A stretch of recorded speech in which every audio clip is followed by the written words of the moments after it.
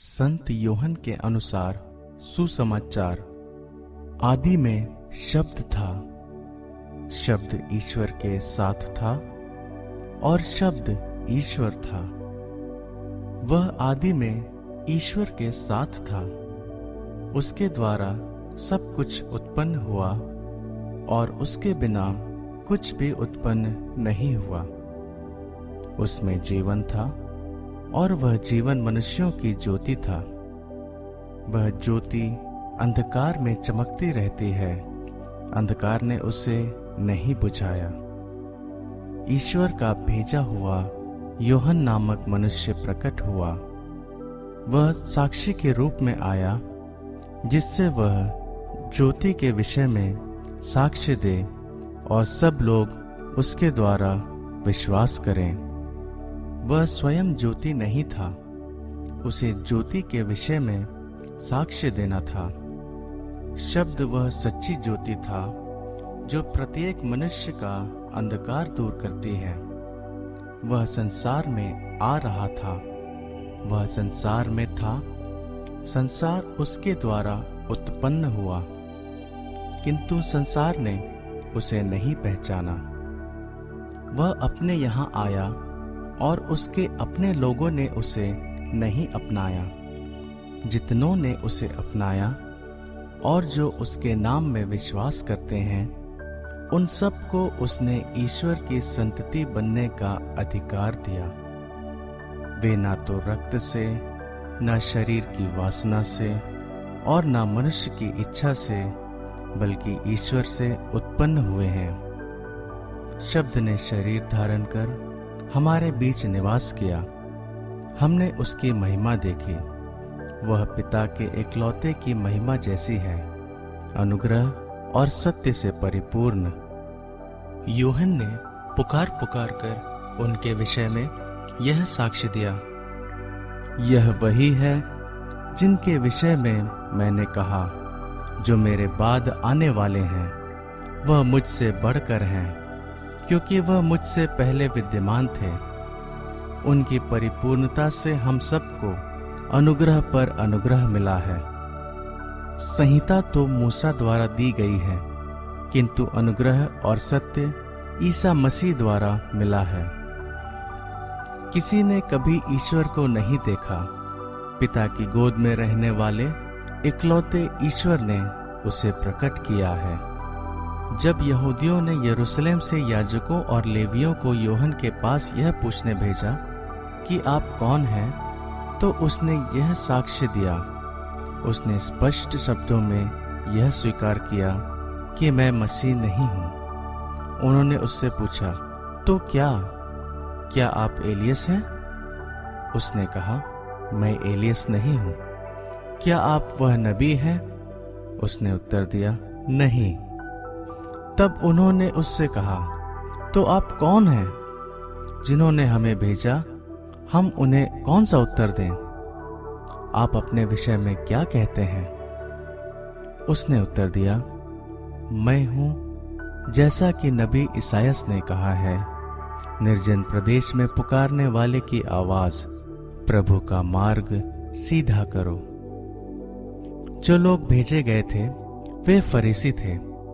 उन्होंने उससे पूछा, यदि आप ना तो मसीह हैं, ना एलियस और ना वह नबी, तो बपतिस्मा क्यों देते हैं? यूहन्ना ने उन्हें उत्तर दिया, मैं तो जल से बपतिस्मा देता हूँ। तुम्हारे बीच एक हैं जिन्हें तुम नहीं पहचानते, वह मेरे बाद आने वाले हैं। मैं उनके जूते का फीता खोलने योग्य भी नहीं हूँ।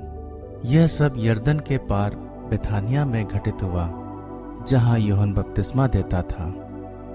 दूसरे दिन यूहन्ना ने ईसा को अपनी ओर आते देखा और कहा, देखो ईश्वर का मेमना जो संसार का पाप हरता है। यह वही है जिनके विषय में मैंने कहा, मेरे बाद एक पुरुष आने वाले हैं, वह मुझसे बढ़कर हैं, क्योंकि वह मुझसे पहले विद्यमान थे। मैं भी उन्हें नहीं जानता था, परंतु मैं इसलिए जल से बपतिस्मा देने आया हूं कि वह इस्राएल पर प्रकट हो जाए। फिर यूहन्ना ने यह साक्ष्य दिया, मैंने आत्मा को कपोत के रूप में स्वर्ग से उतरते और उन पर ठहरते देखा। मैं भी उन्हें नहीं जानता था, परंतु जिसने मुझे जल से बपतिस्मा देने भेजा उसने मुझसे कहा था, तुम जिन पर आत्मा को उतरते और ठहरते देखोगे वही पवित्र आत्मा से बपतिस्मा देते हैं। मैंने देखा और साक्ष्य दिया कि यह ईश्वर के पुत्र है। दूसरे दिन यूहन्ना फिर अपने 2 शिष्यों के साथ वहीं था। उसने ईसा को गुजरते देखा और कहा, देखो ईश्वर का मेमना। दोनों शिष्य उसकी यह बात सुनकर ईसा के पीछे हो लिए। ईसा ने मुड़कर उन्हें अपने पीछे आते देखा और कहा, क्या चाहते हो? उन्होंने उत्तर दिया, रब्बी अर्थात गुरुवर, आप कहाँ रहते हैं? ईसा ने उनसे कहा, आओ और देखो। उन्होंने जाकर देखा कि वे कहाँ रहते हैं, और उस दिन वे उनके साथ रहे।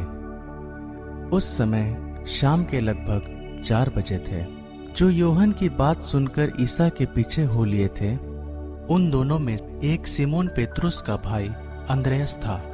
उसने प्रातः अपने भाई सिमोन से मिलकर कहा, हमें मसीह अर्थात क्रिस्त मिल गए हैं। और वह उसे ईसा के पास ले गया। ईसा ने उसे देखकर कहा, तुम यूहन्ना के पुत्र सिमोन हो, तुम केफस अर्थात पेत्रुस कहलाओगे। दूसरे दिन ईसा ने गलीलिया जाने का निश्चय किया।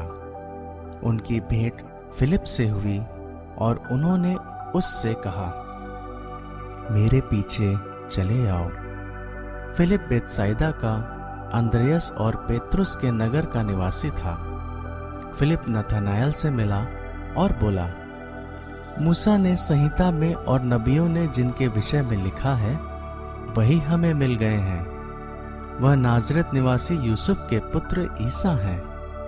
नथानाएल ने उत्तर दिया, क्या नाजरेत से भी कोई अच्छी चीज आ सकती है? फिलिप ने कहा, आओ और स्वयं देख लो।